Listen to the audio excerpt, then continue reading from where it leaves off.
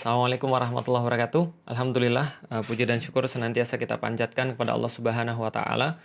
Begitupun juga salat dan salam semoga tercurah dan terlimpahkan kepada baginda Nabi besar Muhammad sallallahu alaihi wasallam. Teman-teman insyaallah dirahmati Allah, alhamdulillah kita masih nyambung pembahasan kita tentang masalah takdir dan pilihan, dan kita sudah sampai ke episode yang ke-9. Tanpa terasa, episode ke-9, dan kita coba untuk kembali menyegarkan pemahaman kita, yaitu adalah bagaimana caranya bisa produktif ketika orang itu sudah beriman kepada Allah Subhanahu wa taala. Dan buku yang saya jadikan sebagai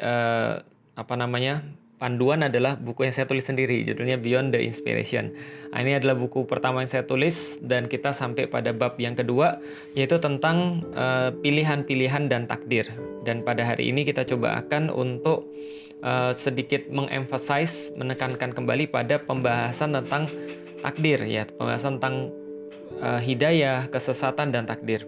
Jadi kita sudah sampai pada bahasan yang penting banget kemarin. Kesimpulannya jelas bahwa manusia itu senantiasa ada di dalam dua wilayah. Pertama adalah wilayah yang dia bisa kuasai dan dia bisa memilih di sana, dan yang kedua adalah wilayah di mana dia tidak bisa kuasai dan dia dipaksa untuk beriman di sana. Nah, karena itulah konsekuensinya ketika dia berada pada satu wilayah di mana dia harus beriman, maka dia tidak usah berpikir tentang itu, karena dia cukup meyakini bahwa itu yang terbaik pasti datang daripada Allah. Yang datang daripada Allah pasti adalah yang terbaik. Dan di dalam wilayah-wilayah yang dia punya pilihan, maka konsekuensinya dia harus berpikir, dia harus mengusahakan yang terbaik, karena amal-amalnya akan dinilai daripada amal-amal yang terbaik yang dia hadirkan. Maka konsekuensi yang paling tingginya adalah kalau kita melihat pada satu amal, sebenarnya pembahasan tentang takdir dan pilihan harusnya membawa pada satu kesadaran. Ujungnya adalah apakah perbuatan kita itu dihisab atau tidak. Kalau perbuatan kita itu dihisab, maka kita benar-benar harus detail, kita benar-benar harus mengurusnya dengan baik, benar-benar harus memperhatikannya dengan baik. Tapi apabila perbuatan itu tidak dihisab, maka kita bisa untuk merasa santai atau merasa ya sudah, tinggal diserahkan kepada Allah. Maka itu kesimpulan yang kemarin kita sampaikan. Lalu bagaimana dengan orang yang beriman atau tidak beriman? Itu kira-kira hidayah atau takdir? Itu kira-kira hidayah atau takdir. Itu kira-kira takdir atau merupakan sebuah pilihan. Hidayah itu keterpaksaan atau adalah sebuah pilihan. Karena banyak orang yang mengatakan bahwa hidayah itu seolah-olah ya datang daripada Allah. Misalnya ketika Allah berfirman di dalam Al-Quran, Innalazina kafaru sawon alaihim a'angzartahum am lam tungzirhum la yu'minun. Sama saja orang-orang kafir itu, Anda berikan peringatan atau Anda tidak berikan peringatan, mereka tidak akan beriman. Apakah kalau begitu, lantas orang-orang yang sudah dikafirkan oleh Allah dalam tanda kutip, lantas mereka tidak bisa lagi beriman dan tidak perlu lagi didakwai. Tapi dalam ayat yang lain Allah sampaikan, siapa yang mau beriman, berimanlah, dan siapa yang mau kafir, maka kafirlah. Misalnya di dalam surat Al-Kahfi misalnya. Nah, maka ini mungkin membingungkan bagi beberapa orang. Walaupun kalau kita kembalikan lagi, kita bisa mendapatkan jawaban yang sangat memuaskan, yaitu adalah apakah sesuatu itu adalah akan kita kuasai atau tidak kita kuasai. Apakah sesuatu itu bersifat keyakinan atau bersifat amal. Jadi mudah sekali kalau dikembangkan di sana. Tapi saya coba untuk menyampaikan sedikit cerita. Rasulullah Shallallahu Alaihi Wasallam punya paman namanya Abu Thalib, dan pamannya Rasulullah itu beliau dakwai seumur hidup beliau ketika beliau jadi nabi dan rasul. Maka beliau dakwai terus pamannya, dan kebetulan pamannya ini bukan sembarang paman, tapi paman yang mengurus beliau dan paman yang benar-benar memperhatikan beliau, melindungi beliau, memberikan segalanya bagi beliau, hartanya, lalu kemudian jiwanya, bahkan menjadikan badannya sebagai benteng bagi Rasulullah Sallallahu Alaihi Wasallam. Jadi kalian kalau mau menyakiti Muhammad, maka kalian harus melalui aku, kata pamannya. Kalau misalnya aku masih hidup dan Bani Abdul Muthalib masih ada, niscaya Muhammad akan dilindungi. Itu adalah yang menjadi pembelaan pamannya terhadap Rasulullah Sallallahu Alaihi Wasallam. Tapi kita tahu sampai akhir daripada hayat hidupnya beliau tidak masuk kepada agama Islam. Walaupun Rasulullah Shallallahu Alaihi Wasallam sendiri yang mendoakan, Rasulullah sendiri yang mendakwahkan, tapi tetap beliau tidak beranjak daripada agama nenek moyangnya. Meninggal dalam kondisi tidak beriman, kemudian Rasulullah saking sedihnya, Allah menghibur Rasulullah Shallallahu Alaihi Wasallam dengan sebuah ayat, Innaka la tahdi man ahbabta, walakinallaha yahdi may yasha, wa huwa a'lamu bil muhtadin. Bahwasanya Allah mengingatkan sekaligus menghibur Rasulullah, Innaka la tahdi, engkau Muhammad tidak bisa menunjuki siapapun. Man ahbabta, walaupun engkau sangat mencintai orang tersebut. Walakinnallah, akan tetapi dialah Allah, akan tetapi hanya Allah. Yahdi may yasha, dialah yang memberikan hidayah pada siapapun yang dia kehendaki. Wa huwa a'lamu bil muhtadin, dan Allah lebih tahu tentang siapa yang layak untuk mendapatkan hidayah. Berarti Allah menegaskan dirinya satu-satunya pemberi hidayah kepada manusia, bahwa Allah satu-satunya yang memberikan petunjuk bagi manusia. Dan kalau Allah belum berkehendak, maka tidak akan terjadi apapun. Dan Allah lebih tahu tentang siapa yang mendapatkan hidayah. Maka ini yang Allah tegaskan. Dan seolah-olah ini mendekatkan pada, ya Allah itu bahwa hidayah itu adalah sebuah takdir. Tapi bahasan belum selesai sampai di sana. Oke, kalau gitu kita lihat lagi satu kisah yang lain lagi. Nanti kapan-kapan saya cerita tentang kisah lengkapnya insya Allah. Tapi saya nggak tahu kapan, tapi ini cuma sekedar kisah singkat saja.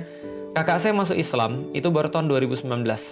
Saya masuk Islam dari tahun 2002. Dan teman-teman tahu dari 2002 ke 2019 saya nggak pernah doain kakak saya sama sekali. Saya nggak pernah doain dia, saya nggak pernah dakwain dia. Bahkan saya sangat berharap bapak ibu saya masuk Islam, tapi saya nggak pernah berharap kakak saya masuk Islam. Somehow dia selalu saya skip dalam doa-doa saya. Saya nggak pernah dakwain dia, saya nggak pernah ngasih dia apapun, dia nggak pernah saya doain. Tapi tiba-tiba di pertengahan 2019, ketika kita sering sekali ribut dari kecil sampai ke dewasa, bahkan sampai 2019 itu ketika saya sudah umurnya sekitar 35 tahun ya. Lalu kemudian 35 tahun saya benci sama dia mungkin saya nggak tahu seperti apa. Kita sama sekali jarang sekali untuk berinteraksi, bahkan saya nggak pernah nyimpan nomor teleponnya dia. Suatu waktu dia nanya tentang Islam pada adiknya, Felix Xiao. Yang Felix Xiao itu 2002 sudah dakwah. 2002 sampai 2019 itu dakwah kemana-mana, tapi kakaknya mungkin baru berkesempatan untuk nanya kepada dia, Lik, ini maksud hadisnya apa? Dia nyitir satu hadis tentang orang-orang yang mengurusi janda-janda yang itu mendapatkan pahala yang sangat luar biasa. Saya bilang betul, itu adalah hadis di dalam Islam. Lalu kemudian dia bilang, oh gitu ya, penjelasannya kayak gimana? Saya jelasin singkat dan saya kasih, ada banyak hadis-hadis yang kayak begini dan kalau mau ini saya kasih. Saya kasih beberapa hadis yang sama, misalnya contoh seperti yang sekarang kita jalani. Siapa yang puasa di bulan Ramadan, lalu melanjutkan dengan puasa 6 hari di bulan Syawal, maka seolah-olah dia sudah puasa 1 tahun. Jadi ada amalan-amalan yang bersifat sederhana, tapi pahalanya tidak sederhana. Ada amalan-amalan yang kecil, tapi pahalanya tidak kecil. Nah, saya kasih banyak sekali hadis-hadis itu pada kakak saya, lalu saya bilang, kalau mau, saya juga bisa kirimin kepada kamu buku-buku yang berkaitan dengan Islam kalau kamu mau baca. Dia bilang boleh dikirim aja. Disitulah pertama kali saya baru membuka diri bahwa dia tuh mau tahu tentang Islam. Berikutnya ketika saya di Bandung waktu itu lagi ada gempa. Kemudian pas gempa itu pas saya lagi ada di Bandung sama anak-anak. Lalu kakak saya ada di sana. Kakak saya ngajak ketemu. Saya bilang nggak deh, malam ini nggak bisa. Nanti aja kalau mau besok pagi kamu pergi ke kajian saya aja, ikut kajian saya. Ternyata dia beneran datang. Padahal saya nggak nyangka kalau dia beneran datang. Tapi dia datang, itu menandakan dia punya keseriusan terhadap Islam dan mau mengenal Islam. Singkat cerita teman-teman sekalian, kakak saya masuk Islam. Dia masuk Islam tahun 2019 bulan Oktober kalau saya nggak salah di kajian musyawarah bareng Ustadz Adi Hidayat. Dan ketika dia masuk Islam itulah saya menjadi sangat terpukul dalam satu titik. Apa terpukulnya? Bukan terpukul karena dia masuk Islam, tapi terpukul karena anggapan saya bahwa saya membatasi bahwa hidayah itu adalah haknya Allah. Saya ngerti, saya sudah belajar, saya sudah jelasin ayat tadi yang saya bacakan ketika turun kepada Rasulullah berkaitan dengan Abu Thalib yang belum masuk Islam padahal sudah diusahakan. Innaka la tahdi man ahbabta. Saya paham dengan ayat ini, tapi saya luput bahwa saya merasa bahwa saya paham. saya merasa bahwa saya ngerti, tapi sebenarnya saya belum ngerti secara total, belum ngerti secara penerapan. Yaitu adalah bahwa kalau Allah sudah berkehendak dengan seseorang, maka hidayah itu bisa datang pada dia. Bahwa 100% hidayah itu adalah hak prerogatifnya Allah. Innaka latahdi man ahbabta walakinallaha yahdi may yasha wa huwa a'lamu bil muhtadin. Ketika itu kejadian, kakak saya masuk Islam, saya baru merasa, iya, ternyata benar-benar hidayah ini adalah ketentuan Allah Subhanahu wa taala, dan itu wilayah keyakinan. Dan itu wilayah yang bersifat imani, yang dari kemarin sudah kita jelaskan. Meyakini hidayah itu adalah milik Allah, hanya Allah yang memberikan hidayah itu pada manusia, dan hanya Allah yang kalau berkehendak tidak akan dapat untuk bisa di-cancel, maka itu adalah keyakinan kita sebagai seorang muslim, bagian daripada perkara-perkara iman yang kita katakan sebagai rukun iman. Percaya bahwa takdir Allah, baik dan buruknya menurut manusia, adalah baik semua daripada Allah Subhanahu wa taala. Nah, ini adalah kemudian pemahaman seorang muslim yang harus kita ketahui. Perkara hidayah ini perkara keyakinan. Kalau kita bahas tentang keyakinan bahwa Allah yang bagi hidayah, bahwa Allah yang berkehendak untuk memberikan hidayah, kalau Allah sudah memberikan orang hidayah tidak akan dapat dihalangi, dan kalau Allah sudah dalam tanda kutip menyesatkan seseorang maka tidak ada yang dapat memberinya petunjuk, maka ini wilayah imani. Maka ini adalah wilayah yang harus kita yakini. Ini adalah amal-amal hati. Ini adalah sesuatu yang bersifat goib. Alladzina yu'minuna bil ghaib. Sesuatu yang kita nggak tahu maka kita beriman kepadanya. Ini satu titik. Tapi kalau kita membahas tentang titik yang lain, maka dalilnya menjadi berbeda. Maka perintahnya menjadi berbeda, karena ranahnya pun berbeda. Tadi yang kita bahas adalah ranah Allah. Ranah kemahaan Allah. Ranah bahwa Allah itu maha tahu, maha memberikan hidayah, maha menentukan, maha melindungi, maha menunjuki, dan seterusnya. Maka ini ranahnya Allah. Kalau kita membahas ranahnya Allah, maka secara konsekuensi kita harus membahas tentang Allah itu tidak terbatas sama seperti manusia. Manusia terbatas, Allah tidak. Maka Allah tidak sama dengan manusia, maka tidak boleh disamakan dengan manusia. Manusia tidak tahu, Allah maha tahu. Manusia tidak bisa menentukan sesuatu, Allah maha menentukan. Manusia tidak bisa berkuasa atas sesuatu, Allah maha berkuasa. Maka kita tidak bisa membahas ketika dalam urusan imani, dalam urusan tawakal ini sesuatu yang sama kayak manusia. Tapi begitu kita membahas tentang manusia, bagaimana cara seseorang bisa mendapatkan hidayah, maka di situ berlaku hukum-hukum manusia. Hukum-hukum manusia yang tidak tahu, maka dia harus berusaha sebaik-baiknya. Hukum manusia yang tidak punya kuasa, maka dia harus merencanakan sebaik-baiknya. Disitulah kemudian bahasan kita. Tapi kalau bahasan tadi, ya itu nggak usah banyak dibahas, karena cukup diimani. Nggak usah diganggu-gugat, karena itu perkara-perkara yang bersifat keyakinan. Perkara keyakinan itu letaknya dalam hati dan bukan dalam perbuatan. Jadi nggak ada yang bisa kita perbuat terhadap kemahaan Allah. Cukup kita yakini saja. Allah maha menentukan, Allah maha menunjuki, Allah maha memberikan hidayah. Itu semua imani saja, cukup. Tidak perlu untuk diganggu-gugat, tidak perlu untuk diusahakan, tidak perlu untuk ditambahin amal apapun. Nah, tapi kemudian berkaitan dengan hidayah dalam bentuk kemudian usaha, maka di dalam Al-Quran Allah sudah bahas banyak. Contoh misalnya, kita bisa melihat siapa saja sih yang dikasih hidayah oleh Allah dan siapa saja yang tidak dikasih hidayah oleh Allah. Kalau kita baca Al-Quran, ada beberapa golongan orang yang tidak dikasih oleh Allah hidayah. Misal, golongan pertama adalah golongan orang-orang kafir. Wallahu la yahdil qaumal kafirin. Di dalam surat Al-Maidah ada kemudian ayat yang berkata, Allah tidak akan pernah ngasih hidayah pada orang-orang yang kafir. Ada lagi yang lain. Wallahu la yahdil qaumal fasiqin. Allah tidak akan pernah ngasih hidayah pada orang-orang yang fasik. Yang ketiga, wallahu la yahdil qaumaz zalimin, dan Allah tidak akan pernah ngasih hidayah pada orang-orang yang zalim. Ada 3 kelompok. Pertama orang kafir, kedua orang fasik, ketiga orang zalim. Sama seperti di dalam surat Al-Baqarah. Ketika Allah berbicara tentang contoh permisalan, innallaha la yastahi ayyadriba mathalan ma ba'udatan fama fawqaha, dan seterusnya. Allah kasih kemudian permisalan, dan Allah katakan banyak orang-orang beriman mendapatkan hidayah daripada contoh-contoh ini. Yahdi bihi katsira, dan banyak sekali kemudian orang-orang yang disesatkan. Banyak orang disesatkan, banyak orang mendapatkan petunjuk dengan contoh ini. Wa ma yudillu bihi illal fasiqin, dan tidaklah disesatkan oleh Allah kecuali orang-orang yang fasik. Jadi orang fasik ini tidak bisa mengambil perumpamaan, tidak bisa mengambil pelajaran, karena itu mereka tersesat di jalan Allah. Maka ada 3 kelompok. Pertama adalah kafir, yang kedua adalah fasik, yang ketiga adalah zalim. Orang-orang zalim juga tidak akan dikasih petunjuk, orang-orang kafir juga tidak akan dikasih petunjuk. Ada 3. Pertanyaannya, kalau kita lihat secara makna bahasanya, Kalau kita bicara, Allah tidak akan kasih petunjuk pada orang-orang yang kafir, zolim, fasik. Berarti fasik dulu atau kafir, fasik dulu, zolim dulu, kafir dulu, baru tidak dapat hidayah. Atau tidak dapat hidayah dulu baru jadi kafir, baru jadi zolim, baru jadi fasik. Kalau secara bahasa, Allah tidak bakal kasih petunjuk pada orang-orang yang kafir. Allah tidak bakal kasih petunjuk pada orang-orang yang zolim. Allah tidak akan kasih petunjuk pada orang-orang yang fasik. Berarti dia fasik dulu baru Allah tidak kasih petunjuk. Tapi begitu dia lepas daripada kekafirannya, dia milih untuk berubah, maka Allah akan kasih petunjuk insya Allah. Maka Allah sampaikan, innallaha la yughayyiru ma biqaumin hatta yughayyiru ma bi anfusihim. Allah tidak bakal mengubah keadaan dalam satu kaum sampai kaum itu mengubah sendiri keadaannya. Kalau dia mau berhenti daripada kekafirannya, lalu kemudian kafir dalam makna bahasa Arab adalah menutup. Dia mau membuka hatinya, dia mau membuka akalnya, dia mau membuka kupingnya, matanya, lalu kemudian melihat tanda-tanda kebesaran Allah, menerima kemudian dakwah-dakwah yang disampaikan kepadanya, maka dia berpikir dia akan mendapatkan bagian daripada hidayah. Maka kalau kita jelaskan, tadi kita sudah beresin tentang wilayah keyakinan, bahwa kita tidak boleh menisbatkan hidayah itu pada diri kita. Bahkan Rasulullah tidak.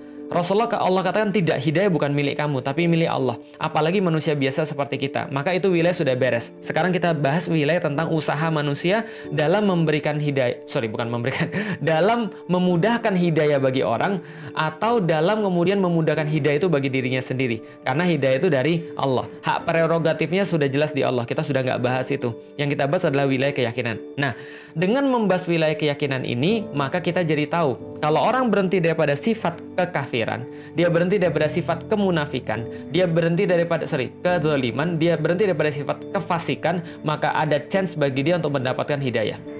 Makanya ulama-ulama berkata, kalau ada orang-orang yang baik di kalangan orang-orang yang belum muslim, maka hadiah dari Allah yang terbaik kepada dia adalah hidayah. Luar biasa ya kata-katanya. Hadiah terbaik adalah hidayah. Kenapa? Karena hidayah dan hadiah itu adalah asal katanya sama, gitu kan ya. Jadi hadiah terbaik adalah petunjuk dari Allah pada orang-orang yang masih bermaksiat. Dengan syarat apa? Dia sudah mulai berhenti daripada kemaksiatan. Saya juga begitu. Dulu ketika saya masih belum muslim, saya masih kemudian belum kenal dengan Islam, saya mulai dekat dengan Islam itu tidak serta-merta. Tapi saya mencoba dulu puasa. Jadi kalau seandainya puasa kemarin bagi saya agak ringan. Kenapa agak ringan? Karena sebelum saya masuk Islam, saya juga sudah terbiasa berpuasa di 2 tahun sebelumnya. Saya melihat bagaimana orang sholat. Saya memperbaiki lisan saya. Saya tidak kasar pada orang. Maka hadiah pada orang-orang yang berhenti daripada kemaksiatan, berhenti daripada kekafirannya. Saya nggak makan babi lagi sebelum saya masuk Islam. Maka hadiahnya adalah hidayah. Maka lihat aja kalau ada orang-orang yang sudah mau dapat hidayah, biasanya dia lebih dekat kepada kebaikan. Perilakunya perilaku orang-orang muslim, gitu kan ya. Tapi bukan muslim abangan ya, muslim beneran. Perilakunya sudah mulai mendekat kepada kebaikan. Dia mulai berhenti makan makanan yang nggak baik. Dia mulai berhenti untuk melakukan hal-hal yang buruk misalnya. Maka disitulah Allah akan ngasih chance untuk memberikan dia sebuah hidayah. Maka ketika kita bahas tentang 3 tadi, tentang fasik, tentang zolim, tentang kafir, perilaku-perilaku ini yang harus dihentikan sehingga orang tuh bisa membuka hatinya untuk melihat pada Allah, untuk kemudian mengetahui kepada Allah. Nah, apalagi yang bisa memudahkan kita untuk mendapatkan hidayah? Pertama-tama adalah teman-teman sekalian, kita harus tahu dulu tentang hidayah ini apa. Hidayah artinya adalah petunjuk. Kalau namanya petunjuk, berarti dia adalah bersifat pasif, bukan aktif. Namanya juga petunjuk. Misal, Anda mau pergi ke satu tempat. Satu tempat itu Anda nggak tahu di mana. Kalau zaman sekarang buka GPS dong. Kalau zaman saya bukanya peta. Maka kalau di sini di buku ini saya kasih contoh peta. Tapi kalau misalnya sekarang nggak peta lagi, tapi GPS. Oke lah, taruhlah. Anda buka GPS. GPS itu adalah huda. GPS itu adalah petunjuk. Orangnya namanya hadi, orang yang menunjuki, orang yang kemudian punya petunjuk. Kalau petunjuknya namanya hidayah. Kalau misalnya kata-kata GPS itu adalah sebuah petunjuk, maka kita bisa katakan bahwa GPS itu kayak hidayah, atau hidayah itu kayak GPS. Dan GPS itu bentuknya pasif. Dia cuma bisa ngasih tahu kepada Anda, tapi Anda mau menjalani atau tidak, itu terserah Anda. Jadi, orang punya GPS belum tentu nyampe. Orang punya hidayah belum tentu nyampe. Kenapa? Hidayah itu bentuknya pasif. Tapi untuk bisa menjalani itu perlu diri Anda. Seperti yang kemudian saya sampaikan dalam buku Beyond the Inspiration bab tentang takdir dan hidayah. Saya bilang gini, ada seseorang, dia taruhlah misalnya gini, dia punya alamat ke satu tempat. Dan ketika dia sudah punya alamat ke satu tempat itu, dia hafalin, dia bacain terus kayak zikir. Setiap selesai sholat dia bacain, dia nyampe atau enggak? Nggak bakal nyampe, kalau cuma bacain doang. Kenapa nggak akan bakal nyampe? Karena dia nggak jalan. Maka hidayah itu yang pertama, kita harus tahu bentuknya adalah pasif. Dan memerlukan kita yang aktif supaya bisa nyampe. Itu yang membedakan antara orang yang punya hidayah dengan orang yang nyampe. Orang yang punya hidayah, kalau nggak dilakukan, nggak bakal nyampe. Orang yang jalan tanpa petunjuk tersesat. Itu yang dimaksud oleh Allah di dalam Al-Quran. Dekat banget hidayah dengan Al-Fatihah. Allah katakan, siratal ladzina an'amta alaihim ghairil maghdubi alaihim waladdallin. Dan itu semua ketika Allah sudah sebut ihdinas siratal mustaqim. Ya Allah, tunjukinlah kami jalan yang lurus. Untuk apa petunjuk itu? Siratal ladzina an'amta alaihim. Untuk kami bisa menjalani kehidupan seperti orang-orang sebelum kami yang mendapatkan kenikmatan. Ghairil maghdubi alaihim. Bukan seperti orang-orang yang kau murkai. Siapa orang-orang yang kau murkai? Yahudi. Siapa Yahudi? Mereka yang punya petunjuk tapi nggak mau dijalani. Mereka yang sudah punya petunjuk tapi nggak mau dijalani, itu makhdub, itu kemudian dimurkai oleh Allah. Waladdallin, dan bukan seperti orang-orang yang tersesat. Siapa mereka? Saudara kita daripada orang-orang Nasrani. Rasulullah sampaikan, kenapa? Mereka nggak punya petunjuk tapi mereka mau jalan. Mereka mau jalan tapi mereka nggak punya petunjuk. They end up tersesat. Mereka ujung-ujungnya pasti tersesat. Kenapa? Karena mereka nggak punya petunjuk. Dolin. Maka ghairil maghdubi alaihim waladdallin adalah orang-orang yang menyikapi petunjuk dengan cara yang berbeda. Ada yang sudah dapat tapi nggak mau jalani, ada yang jalan tapi nggak punya petunjuk. Maka ini yang terjadi pada mereka.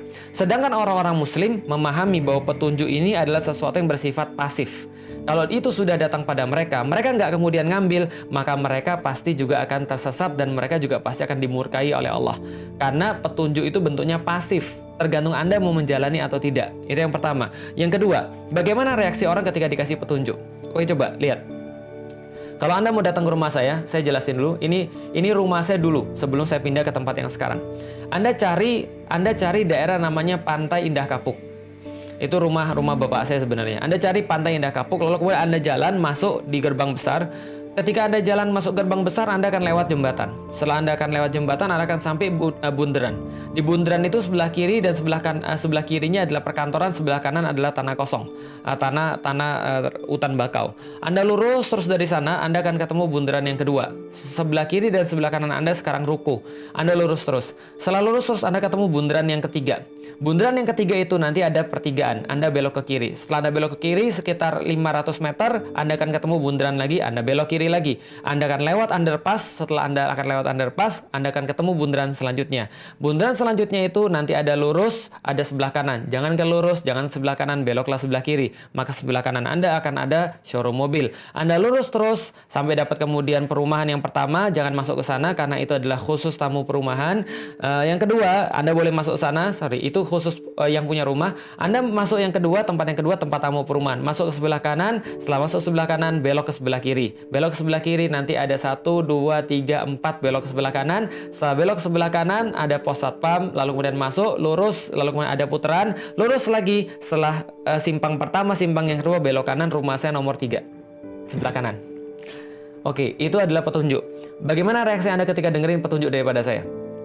Yang Anda sudah bisa pastikan ini adalah petunjuk yang benar karena datangnya dari saya. Karena saya paling tahu tentang rumah bapak saya.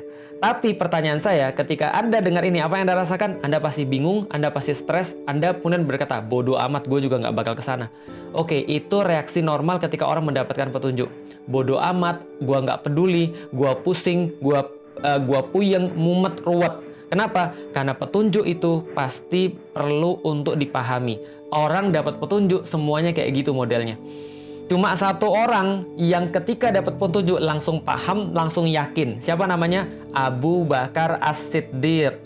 Makanya namanya As-Siddiq. Artinya orang yang membenarkan petunjuk, orang yang menerima petunjuk, orang yang tidak ada keraguan sedikit pun, terpercaya dengan petunjuk. Abu Bakar As-Siddiq. Tapi selain itu, mereka semua ketika dapat petunjuk, mereka perlu waktu untuk memahami. Mereka perlu waktu untuk belajar. Pertama kali dapat pasti puyeng. Maka orang ketika dikasih pertama kali tentang Al-Quran, dan Al-Quran adalah petunjuk, dia pasti puyeng. Kenapa dia puyeng? Karena itu perlu untuk dipahami. Nah, jadi teman-teman sudah tahu, petunjuk itu pasif. Petunjuk itu pasif, dan ketika kita dapat pertama kali kita mungkin bingung. Dan kalau kita tidak pernah menjalani, maka kita tidak akan pernah sampai. Pertanyaannya adalah petunjuk itu sudah datang atau belum? Kalau tadi petunjuk cara ke rumah saya, kalau petunjuk cara ke surga itu sudah datang belum? Sudah. Apa petunjuknya? Al-Quran. Maka Allah sampaikan, huwallazi arsala rasulahu bil huda wa dinil haq. Sesungguhnya adalah Allah yang telah menurunkan kepada manusia rasulnya dan petunjuk yang benar. Bagaimana caranya masuk surga? Kalau Anda mau pergi ke rumahnya Felix Xiao, ikutin Felix Xiao. Kalau Anda mau pergi ke satu tempat, Anda punya GPS, ikutin GPS. Kalau Anda mau ke surga, nggak ada yang lain, cuma punya satu. Log postnya sudah ada kalau One Piece.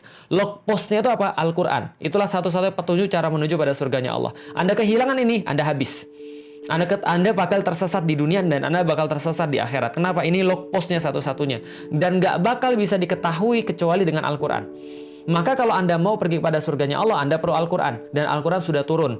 Berarti hidayah sudah turun atau belum? Hidayah sudah turun. Maka kalau ada orang yang mengatakan, saya belum dapat hidayah, Anda yang kurang aktif. Anda kayak orang yang sudah dapat hidayah tapi Anda males-malesan. Anda kayak orang sudah dapat hidayah tapi Anda mumet, Anda ruwet, Anda bodoh amat. Padahal hidayah sudah ada. Sudah ada. Huwallazi arsala rasulahu bil huda wa dinil haq. Adalah dia yang telah menurunkan Al-Quran bersama dengan Rasulnya. Dengan Al-Quran itu bisa jadi petunjuk bagi manusia. Dan manusia sendiri sudah punya kemudian kemampuan untuk mendapatkan hidayah. Yaitu apa? Akal manusia. Maka Allah katakan wahadainahu najdain. Dengan akal itu mereka bisa memilih. Mereka bisa memilih untuk mengikuti hidayah atau mereka bisa memilih untuk tidak mengikuti hidayah. Maka dalam bahasan-bahasan saya di awal tentang masalah keimanan, tentang masalah pilihan, saya sudah sampaikan pentingnya akal. Akal ini penting banget untuk bisa mengakses hidayah. Maka yang punya akal, mereka dimintai pertanggungjawaban, mereka sudah dapat hidayah yang Allah berikan atau belum. Tapi kalau mereka yang sudah nggak punya akal, mereka dicabut seluruh hisapnya. Jadi kalau Anda nggak mau dihisap, mudah, Anda jadi gila aja. Tapi gila beneran, tapi nggak boleh gila pura-pura gila, nggak boleh. Tapi kalau Anda benar-benar gila, Anda nggak akan pernah dihisap oleh Allah. Kenapa? Anda tidak diwajibkan lagi untuk menaati Allah. Karena orang yang punya akal saja yang diwajibkan untuk menaati Allah, karena mereka bisa mendapatkan hidayah dan memutuskan mau ikut hidayah atau tidak. Jelas ya? Berarti ini adalah perkara namanya hidayah. Hidayah adalah proses yang sangat pasif. Hidayah itu adalah pasif, perlu kita untuk aktif. Maka kalau kita sudah dapat hidayah dan memang sudah turun, tergantung kita mau menggunakan akal atau tidak untuk bisa mengambil hidayah tersebut. Nah, setelah kita punya akal, lalu mengakses hidayah yang sudah Allah kasih, yaitu adalah Al-Quran dan As-Sunnah, yaitu Rasulullah dan Al-Quran, maka Allah akan memberikan kita hidayah insya Allah. Disitulah kemudian hidayah yang ketiga. Berarti ada 3 hidayah. 1 hidayah akal, Allah sudah berikan pada manusia. 2 hidayah petanya atau petunjuknya atau GPS-nya, Allah sudah kasih bentuknya Al-Quran. Yang ketiga adalah hidayah taufik, hidayah ACC daripada Allah. Hidayah daripada Allah yang sudah kita katakan tadi, innaka la tahdi man ahbabta. Kalau kami tidak memberikan hidayah, kalau kami tidak mau menunjuki seorang hamba, maka kami tidak akan menunjuki dia. Tapi kalau kami menunjuki dia, kami akan menunjuki dia. Tapi ini berkaitan dengan kemahaan Allah. Berkaitan dengan urusan kita, maka proses berpikirnya begini. Kita sudah dikasih akal. Dengan akal kita bisa memilih mau ikut hidayah Al-Quran atau tidak. Dan kalau kita sudah memilih mau ikutin hidayah Al-Quran, insya Allah Allah berikan kita hidayah. Dan hidayah taufik ini yang kita minta setiap waktu. Ihdinas siratal mustaqim. Ya Allah, walaupun saya sudah bersyahadat, walaupun saya sudah beriman kepada Engkau ya Allah, dan saya berharap saya jadi orang yang beriman pada Engkau ya Allah, tapi saya tidak akan pernah berhenti untuk minta hidayah taufikmu. Karena kalau tidak ada hidayah taufikmu, maka percuma saya bisa baca Al-Quran, maka percuma saya bisa bersyahadat, maka percuma saya bisa kemudian berislam. Kalau tidak ada hidayah taufik, karena serta-merta walaupun kita sudah tahu arah yang benar, walaupun kita sudah tahu tujuan yang benar, senantiasa kita akan disesatkan oleh kiri dan kanan kita, dan kita perlu bimbingan untuk senantiasa dipandu menuju jalan yang benar ini. Itu namanya hidayah taufik. Jelas ya teman-teman sekalian, ini bahasan tentang takdir, ini bahasan tentang pilihan, dan mudah-mudahan bermanfaat. Dan insya Allah kita akan coba untuk sambung lagi dalam pembahasan-pembahasan ke depan. Yang jelas teman-teman sudah tahu bahwa hidayah itu cuma 3 itu. Hidayah akal kita, lalu kemudian hidayah yang sudah Allah berikan berupa Al-Quran, dan yang ketiga adalah hidayah taufik yang senantiasa kita minta pada Allah. Jadi kalau kita berbicara tentang hidayah, maka hidayah itu sudah datang pada manusia, sehingga manusia nggak bisa beralasan bahwa saya belum dapat hidayah. Gitu nih, ada orang belum kerudungan, ada seorang akhwat belum kerudungan. Ketika ditanya, kenapa kamu belum kerudungan? Dia bilang, saya belum dapat hidayah. Ya nggak bisa, hidayah itu sudah turun, Al-Qurannya sudah turun, petunjuknya sudah turun. Tergantung kita mau baca atau tidak, kita mau memahami atau tidak, lalu kita mau melaksanakan atau tidak. Gimana Ustadz dengan orang-orang yang mereka lahir dalam kondisi yang bukan muslim kayak Ustadz, sedangkan ada orang yang lahir dalam kondisi muslim? Allah, kalau gitu nggak adil dong. Kapan-kapan kita bahas secara lengkap, tapi secara singkat saya bahas begini teman-teman sekalian. Orang mau lahir jadi apapun, dia mau lahir jadi orang muslim atau mau lahir jadi tidak muslim, mereka punya kesempatan yang sama untuk beriman atau tidak beriman. Contoh saya lahir bukan muslim, tapi saya dapat dakwah daripada orang-orang muslim, menunjuki saya dengan sebaik-baiknya, ngasih tahu saya tentang sebenar-benarnya tentang Islam, maka saya masuk Islam. Tapi ada juga orang-orang di luar sana teman-teman sekalian, yang mereka lahirnya muslim, mereka pesantrenan, tapi mereka nggak mau sholat. Mereka lahirnya muslim, mereka sudah sekolah agama, tapi mereka pikirannya sekuler. Mereka pikirnya justru lebih dekat pada orang-orang yang bukan Islam. Bisa difahami teman-teman sekalian. Jadi chance-nya sama. Allah tuh memberikan chance yang sama bagi setiap orang. Maka ketika kita itu sebagai muslim, kita nggak berdakwah, kita membatasi informasi-informasi hidayah, petunjuk pada mereka yang bukan muslim, disitulah dosa kita. Maka kita diwajibkan oleh Allah untuk berdakwah. Maka ketika dalam urusan hidayah yang bersifat manusiawi, yang di dalam wilayah manusia yang harus kita bahas, kalau yang tadi nggak usah kita bahas, Allah bakal ngasih petunjuk itu hanya milik Allah, itu sudah pasti, kita yakin, kita imani. Tapi yang kita bahas adalah bagaimana caranya mengundang orang-orang yang belum beriman untuk bisa beriman. Bagaimana caranya memperkenalkan Islam? Maka dalam urusan manusia Allah kasih ayat, ud'u ila sabili rabbika bil hikmah wal mau'izatil hasanah wajadilhum billati hiya ahsan. Maka kalau Anda sudah tahu hidayah itu milik saya, bahwa Anda sudah tahu hidayah itu cuma saya yang bisa memberikan, itu tugas saya, sekarang kamu lakukan tugasmu. Apa tugasmu? Serulah kepada manusia. Undanglah kepada manusia, ajaklah kepada manusia untuk mereka beriman kepada Allah. Dengan cara apa? Dengan cara yang baik, dengan cara yang hikmah. Wal mau'izatil hasanah, dengan cara kemudian pengajaran yang baik, dengan nasihat yang baik. Wajadilhum billati hiya ahsan. Kalau tidak bisa, maka Anda harus untuk mendebat dia, tapi juga dengan cara yang baik, bukan dengan cara yang buruk. Maka ini semua adalah perintah Allah bagi kita. Allah di satu sisi menegaskan bahwa semua hidayah adalah milik Dia. Semua hidayah adalah tugas Dia untuk memberikan atau tidak memberikan, tapi itu adalah kemahaan Dia, keyakinan kita kepada Dia, keimanan kita kepada Dia Allah. Tapi urusan manusia Allah memberikan porsinya sendiri. Dan porsi kita adalah sudah dapat hidayahnya. Allah sudah turunkan hidayah. Al-Qur'an namanya. Syahrul Ramadan alladzi unzila fihil Qur'an. Adalah bulan Ramadan di mana Allah menurunkan Al-Qur'an. Hudalin nas, petunjuk bagi manusia. Berarti hidayah sudah turun atau belum? Hidayah sudah turun. Tergantung kita mau jalani atau tidak. Bagaimana kita menyikapi hidayah yang sudah turun itu? Yang pertama, carilah orang-orang yang sedang menapaki jalan itu atau yang sudah menapaki jalan itu.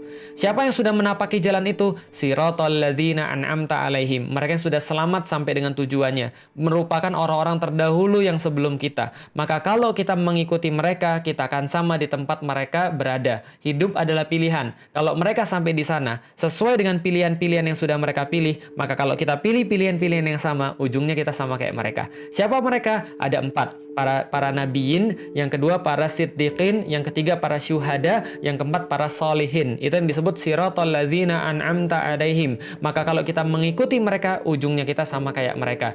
Tapi sebaliknya ada jalan-jalan yang masuk kepada bukan surganya Allah. Siapa? Ghairil maghdubi alaihim waladdallin. Jalan siapa? Jalannya orang-orang yang terdahulu juga, tapi mereka milihnya salah. Kalau Anda ikutin pilihannya, Anda akan sama. Pilihlah kayak Korun, pilihlah kayak Fir'aun, pilihlah kayak Abu Lahab, pilihlah kayak Abu Jahal, maka Anda akan berakhir sama kayak mereka. Maka jangan pilih yang sama kayak mereka, karena kita akan berakhir sama kayak mereka. Yang pertama, carilah orang-orang yang mau kita teladani. Carilah orang-orang yang mau kita contoh. Kalau kita pengen bisnis ikan, cari siapa yang sudah sukses bisnis ikan. Kalau kita pengen bisnis properti, cari siapa yang sudah sukses bisnis properti. Minta ilmu daripada dia. Kalau kita pengen bisnis buku, cari siapa yang sukses dalam bisnis buku.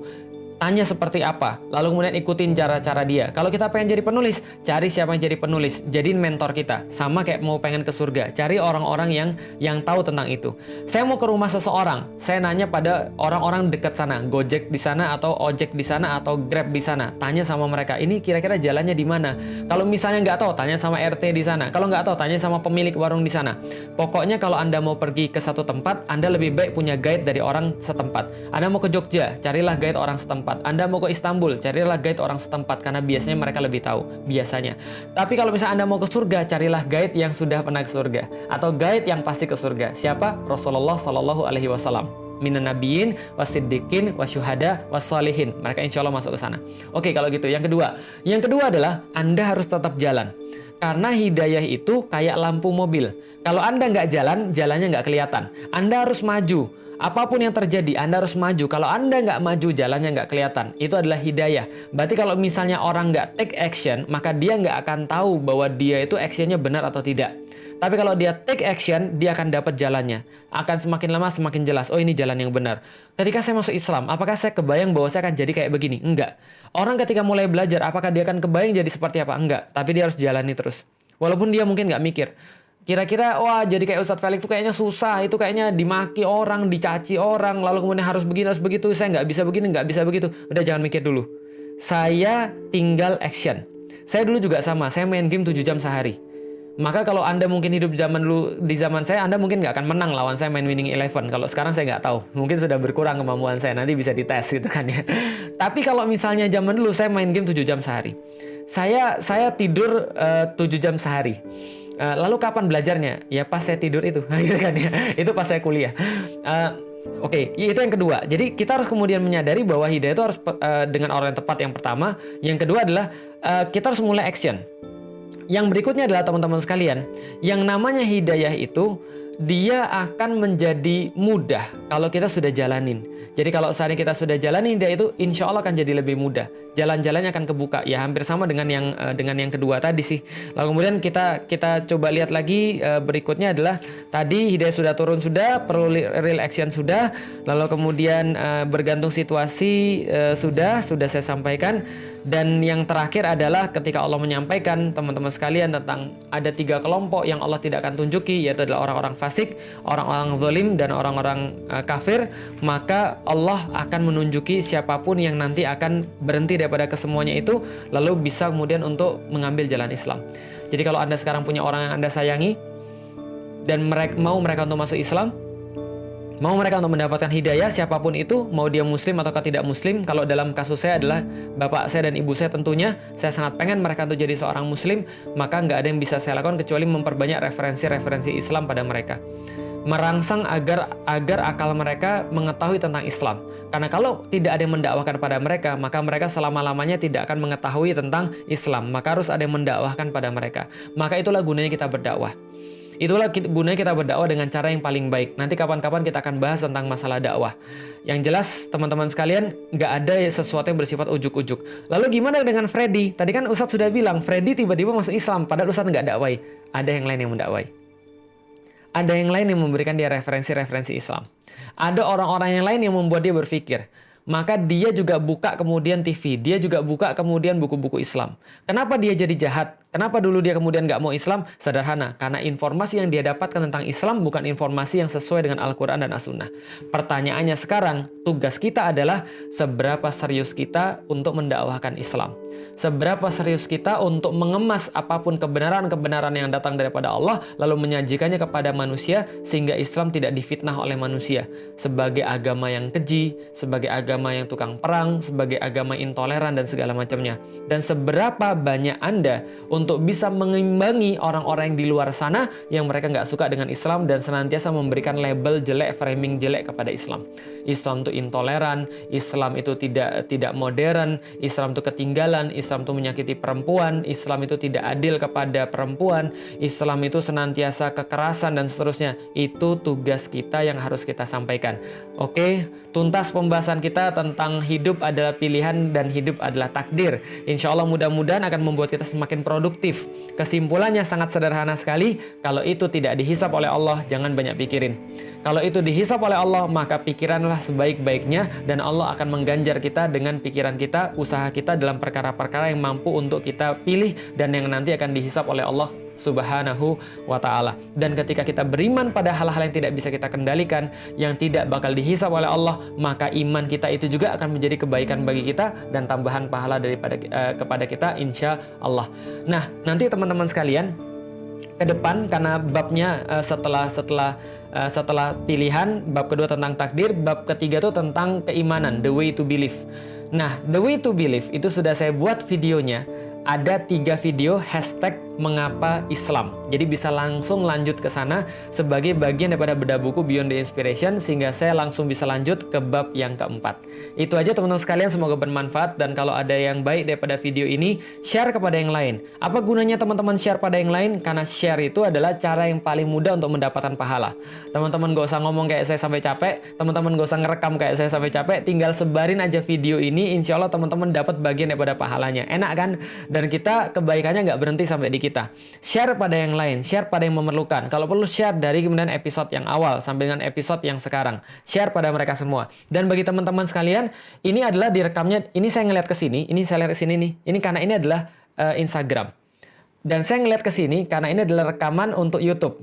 Nah, jadi ini adalah rekaman untuk YouTube, sementara ini adalah rekaman untuk Instagram. Dan rekaman untuk YouTube akan saya upload nanti insya Allah, mudah-mudahan seba'da zuhur akan saya upload. Mudah-mudahan sempat untuk diupload. Jadi kalau teman-teman sekalian ketinggalan sekarang, silahkan aktifkan notifikasinya, cari channel Felix Xiao di YouTube, nanti aktifkan notifikasinya di sana. Kalau saya upload, teman-teman bisa untuk dikabari. Demikian teman-teman sekalian, makasih. Jazakumullah khairan kasiran. Mudah-mudahan Allah memberkahi kita semuanya. Mudah-mudahan Allah menambahkan pemahaman-pemahaman yang kelak akan membuat hidup kita menjadi produktif. Dan mohon maaf kalau ngomong saya agak cepat hari ini, karena saya ngejar materi ini harus selesai dalam satu episode yang harusnya 30 menit, tapi sekarang sudah lebih daripada 40 menit. Mudah-mudahan bermanfaat teman sekalian. Assalamualaikum warahmatullahi wabarakatuh.